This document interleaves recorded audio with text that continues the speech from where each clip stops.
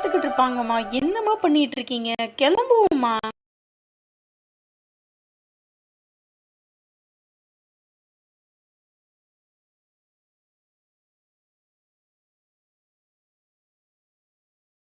கிளம்புவோண்டி கிளம்புவோம். என்னம்மா இப்படி பண்ணிட்டு இருக்கீங்க?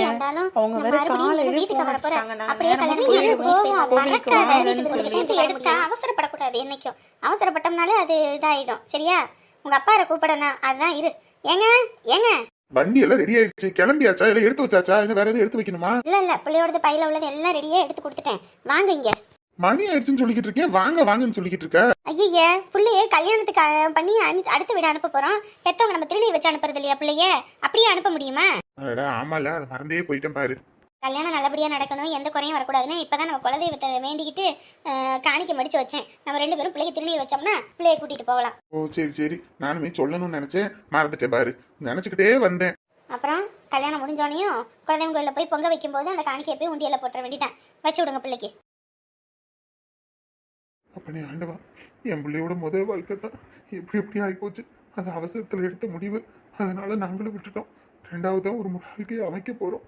அந்த வாழ்க்கை நல்லபடியாக அமையணும். என் பிள்ளையோட எல்லாத்தையும் தெரிஞ்சுக்கிட்ட பையன், எல்லாத்தையும் கேட்டுக்கிட்டு அவளை புரிஞ்சுக்கிட்டு அந்த பையனோட சேர்ந்து என் பிள்ளை நல்லா வாழணும். அவளுக்கு எந்த குறையும் வந்துடக்கூடாது. எங்களுக்கு ஒன்றை விட்டால் வேற யாரும் இல்லை. இந்த வீட்டில் காசு பணத்துக்கு குறைவே இல்லை, எல்லாம் இருக்கு. ஆனால் பிள்ளைங்க வாழ்க்கையில தான் நிம்மதி இல்லை. அவங்களுக்கு ஒரு நல்லது நடக்கணும்ப்பா. என் உள்ள போற வீட்டில் எந்த கெட்ட பேரும் இல்லாம, எந்த இதுவும் இல்லாம அவள் நல்லபடியாக பெற்று வாழ்வு வாழணும்.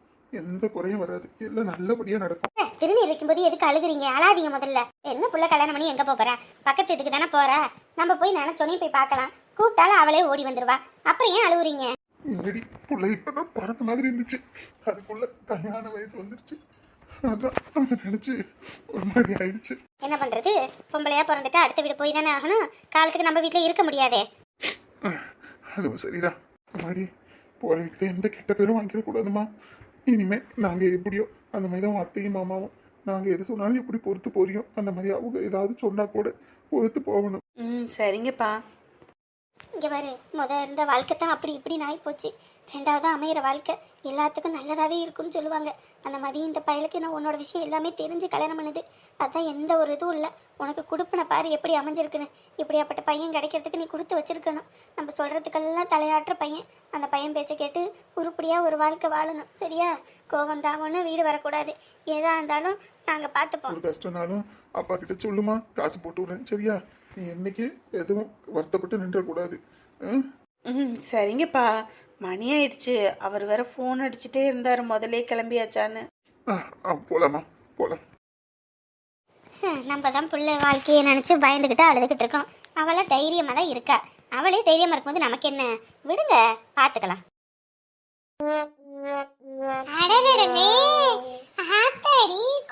சூப்பரா இருக்குமா? சரிங்க, நிஜமாவே அழகா இருக்கா? ஆமாண்டிமா, அம்புட்டு அழகா இருக்கு. காலை வந்து புள்ள எதையோ வரையுதேன்னு பார்த்தேன். சூப்பரா இருக்கு. இந்த மாடு பொங்க வைக்கிறது தான் அம்புட்டு அழகா இருக்கு. டீ வைங்கம்மா. ஏன் வந்துட்டியா? எப்ப வந்த? நான் ராத்திரி 2:30 ஆயிடுச்சு வந்து படுத்துட்டேன். அம்பட்டு நேரம் ஆயிடுச்சா? நான் 1 மணி வரைக்கும் பார்த்தேன். அப்புறம் ஆளை கணன்னு போய் படுத்துட்டேன். இங்க வந்து பாரியா மருமவ எப்படி கோலம் போட்டிருக்கான்னு. வாங்கம்மா, வந்து காப்பி வைங்கம்மா. வந்து போட்டிருக்கா, வந்து பார்த்துட்டு போ. வா மாமா, அழகா இருக்கா மாமா? என்ன மாமா சிரிக்கிறீங்க? அழகா இருக்கா? அழகா அம்சமா இருக்கு. மாட்டு பொங்கலுக்கு மாடே பொங்க வைக்குது. சூப்பர். எம்மாடி பாத்தியா? உன் மாமி இத்தனை நாளா சிரிக்கல உருன்னு இருக்காருன்னு பாரு எப்படி சிரிக்கிறான்னு. இதோட இந்த மாட்டுக்கு ஒரு ட்ரெஸ் மட்டும் தச்சு போட்டுருதுன்னு வையே, சூப்பரா இருந்திருக்கும். அத்தை, மாமா என்னை கிண்டல் பண்ணி சிரிக்கிறாரு. எம்மாடி, அவன் சிரிக்கலன்னு இன்னைக்கு சிரிக்கிறான்னு கிண்டல் பண்றான்ற. என்னம்மா நீ? சாதாரணமா சொல்லிட்டு போறான். நீங்களும் சேர்ந்துக்கிட்டீங்க போங்க. எம்மாடி, மாட்டு பொங்கல் சூப்பரா இருக்குமா? சூப்பரா இருக்கு. அவன் கிடக்கிறான் லூசு பையன். இந்த ஊர்ல எவ்வளவு ஒருத்தி இந்த மாதிரி மாட்டு பொங்கல் வரைவாள? பொங்கலுக்கு மாடே பொங்க வைக்குதுன்னா பாத்துக்க. சொன்னேன், இந்த இடம் எல்லாம் செடி மண்டி கிடக்கு, வெட்டி விடுறான்னு. கடையிலே உக்காந்துருக்கா, ஒரு வேலையும் பார்க்கறது இல்ல. மம்மி இரு, வச்சுக்கிறேன் இவனுக்கு இரு. இன்னும் கட்டையில யாரும் இந்தானா? நான் வாழை வந்துட்டு போனுச்சே நான் வேற தெரியலையே. இந்த அக்கா கிட்ட கேட்டா தப்பா போயிடும். நம்பால இங்க யோ பங்காளி, அவ யாருடா கருங்காலி? ஏக்கா என்ன தெரியலையா? யாரு என்னன்னு தெரியலையே. வேஷ்டி சட்டையெல்லாம் போட்டு டிப்பு டப்பா இருக்காங்களே, வெளியூர்ல இருந்து வந்திருக்காங்களா இல்ல தலைவர் கிளி வரா என்னன்னு தெரியலையே. தம்பி வாங்க. ஐயோ அண்ணே வாங்கண்ணே, என்னங்கண்ணே வேணும்? வேஷ்டி சட்டையில நம்மள ஆள் அடையாளம் தெரியலையா? இந்நேரத்துக்கு நம்ம வர்கீசன் தெரிஞ்சிருந்தா கழுவின்னு சும்மா பொடிச்சு மூஞ்சி முகையெல்லாம் ஊத்தி இருப்பாங்க. இன்னைக்கு வேஷ்டி சட்டையில இருக்கவும் அக்காவுக்கே உடம்பு தெரியலையா? ரைட்டு. பையன் இல்லைங்களா? ஏங்க என் பையன் எது தப்பு பண்ணிட்டானா? சொல்லுங்க, வச்சு உரிச்சு போடுறேன். ஐயோ அப்பெல்லாம் ஒண்ணும் இல்ல, ஜாமான் வாங்கணும் அதான் வந்தேன்.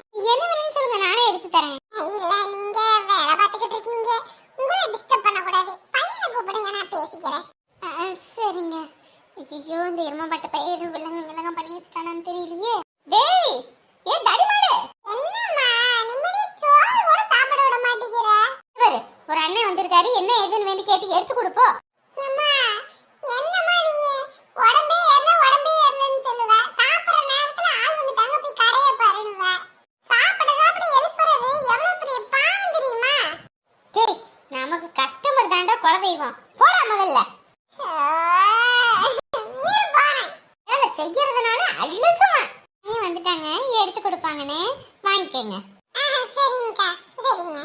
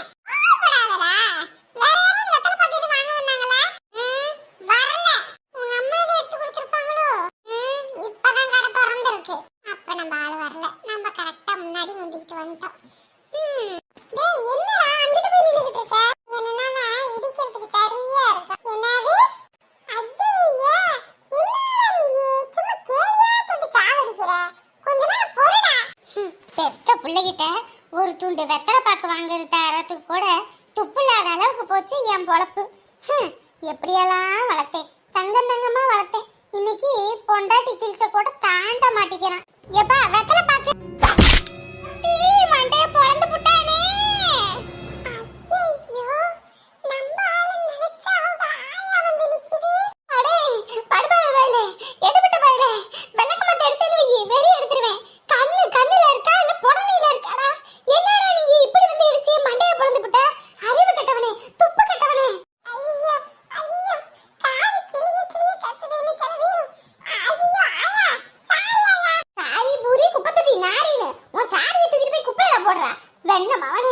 ஐயோ வலிக்குதே வலிக்குதே விண்ணு விண்ணுன்னு தெரிக்குதே.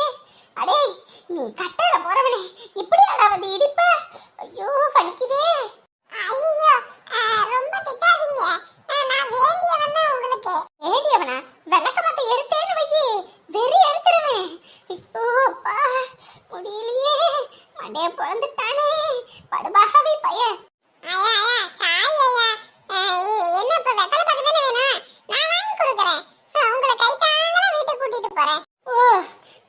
வாங்கி கொடுத்தா உன்னை நான் கழுவி ஊத்த மாட்டேன்னு நினைக்கிறியா?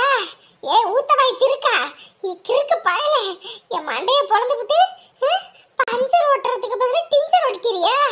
கொண்டே போடுவேன் உன்னைய.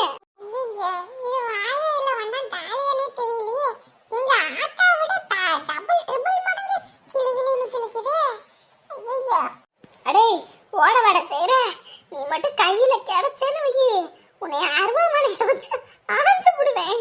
வெத்தலை பாக்கு வாங்க வந்த இடத்துல என் மண்டைக்கு மாவு கட்டு போட வச்சுட்டானே. ஐயோ அம்மா ஐயோ.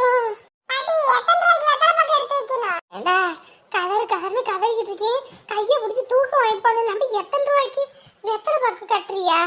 ஐயோ ஆமாம்மா வலிக்குதே. சரி சரி வாங்க எந்திரிங்க. என்ன சின்ன பொண்ணு இங்கே வந்து உட்காந்துருக்க?